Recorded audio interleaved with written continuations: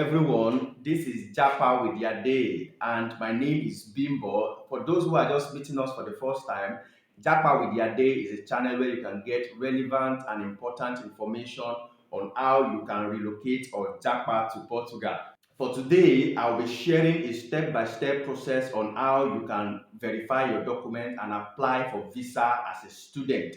Now, the first thing that you need is to have applied to any university of your choice in Portugal and ensure that you have an admission and you have paid the enrollment fee. And like I always advise people, try as much as possible to apply to at least maybe 3 to 4 universities. At least one of them will offer you an admission. So once you have the admission letter and you have paid the enrollment fee, keep these two documents in one place because they will be very, very important at the final stage of your visa application process. So now, take all your document as a master student or as a PhD student. So O level, BSc, MSc. So if you are applying as a master student, take your O level and BSc degree and transcript to Abuja. And if you are applying for PhD, take your O level, BSc, and MSc degree and transcript to Ministry of Education in Abuja. You can only get this document verified at the Ministry of Education in Abuja in Nigeria.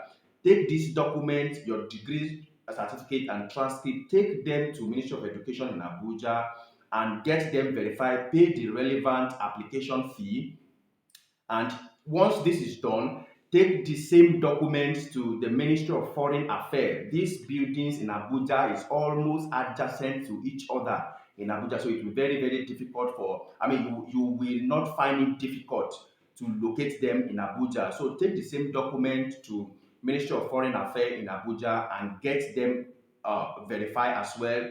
Of course, you have all these things are not free. There are allocated fee for each document that you are verifying at these ministries. Once the Ministry of Foreign Affairs is done verifying your documents, take this same document to the Portugal Embassy in Abuja. Now, the embassy will collect this document from you and they will send it to NUC. For HND, it is not possible for you to be able to get this document verified because the body in charge of polytechnic in Nigeria is not cooperating with Portugal Embassy, and I think it is all embassies that are having this issue with them. So once you have submitted, the embassy will take this document and send it to NUC for verification with your school. Now, usually or ordinarily, it takes around 3 to 5 months for this. If you want to leave this document to the natural fate or the system of Nigeria, between 3 to 5 months, this document will be verified and the embassy will be contacted and informed that the document is genuine.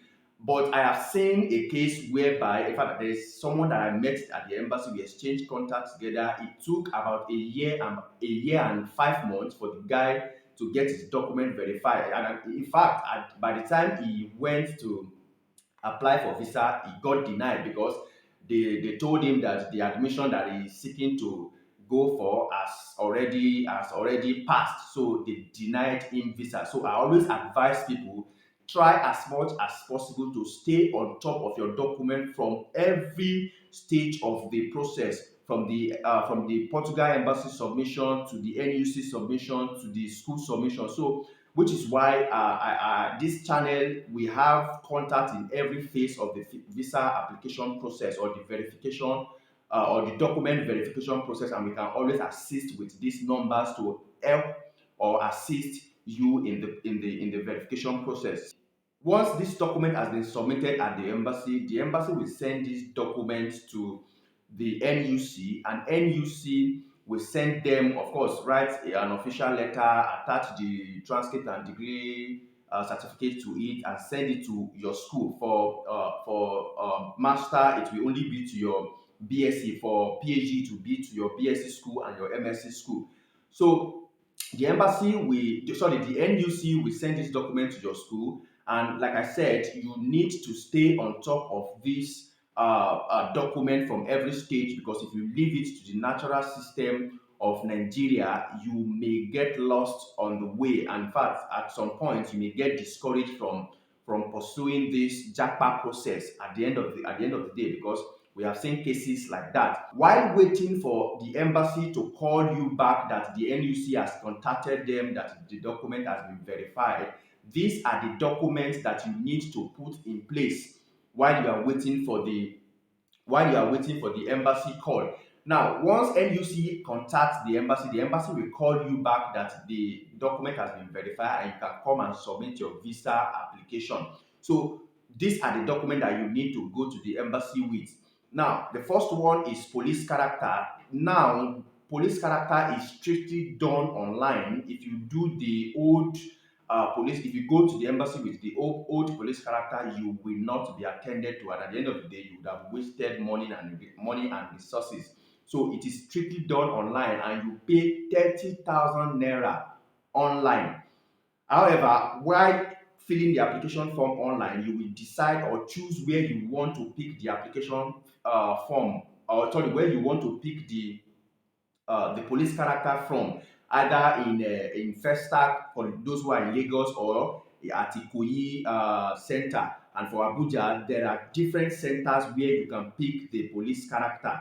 And when you get there, you will be expected to pay about 5 to 10,000 naira. And this also depends on your negotiation skill. And sometimes, if you meet some people that are extremely very difficult, they can even charge you as more as 15 to 20,000 naira. The second document that you need is travel insurance. And like I always advise people, do at least up to 1 year travel insurance so that you will not have any issues. For those who, some people do 6 months and they get bounced depending on who is attending to them at the embassy. So it's always advisable to do 1 year travel insurance. This another document that you need is proof of financial statement. You need to be able to provide a document showing that you will not be a burden to the Portugal system when you get to their country. So this can be done in two ways. You can either put a substantial amount of money in your own personal account, or you get your mother, father, or family member, or anybody related to you to write a sponsorship letter for you. Now, for your own personal accounts, due to the current exchange rate, you need to have at least minimum of 6 million upward in that account, because the exchange rate is now very high. During our time, with 3 million, 3.5, 4 million marks, you can be sure to get visa when you are coming as a student. So, but now, due to the exchange rate, you need to at least have minimum of 6 million, and if you can put more than that in that account, put up to 6 million and above in the account. And the money can be there up to like a month or 3 weeks when you want to approach the embassy for visa application. And for sponsorship letter, you need, once the person writes a sponsorship letter for you, take that letter to a court to notarize that letter and have the court append their stamp and whatsoever on it, so that at least the court will also authenticate this document. The person, of course, will sign, provide you with his bank statement. That bank statement should not have anything less than 15 million upward, because sponsorship letter, or a sponsor is expected to have up to 15 to 20 million in his or her account, because the person is expected to be responsible for your feeding, accommodation, living expenses, school fees, among other things. So 15 million upward is advisable in any sponsor's account. Now, another document that you need is flight reservation ticket. You can meet any travel agency to do a flight reservation ticket for you. Admission letter and enrollment letter, like I said earlier, is very important. You need to also go with your admission letter and enrollment letter. If you go with only admission letter, they will not attend to you.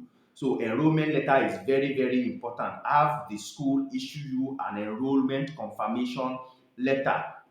Now, proof of accommodation is another document. You need to at least prove to the embassy that for the next 1 month that you will be in their country, you will not be stranded in terms of accommodation. So you, at least for students, you can check with bookings.com and book like a 1 month stay with bookings.com. And of course, you can also make other arrangements on the side, but at least you need a bookings.com document stating that you have booked with them for the next 1 month that you will be in Portugal. So another document is, of course, you need your international passport, the front page of your international passport, or sorry, the data page of your international passport. You need it. You need to make photocopies of it, and every time that you go to the embassy, ensure to always go with the original of your international passport. And for PhD application, for master's application, at least on that international passport, nothing less than 2 years validity must be on it. And for PhD application, nothing less than 3 years validity must be on that international passport. If not, you will not be attended to. Ensure to have photocopies of all your documents. At least two photocopies each is expected, and always have in your possession original of every document you take to the embassy, because you never know who is attending to you and who might request that they want to cite the original of what you are submitting to them.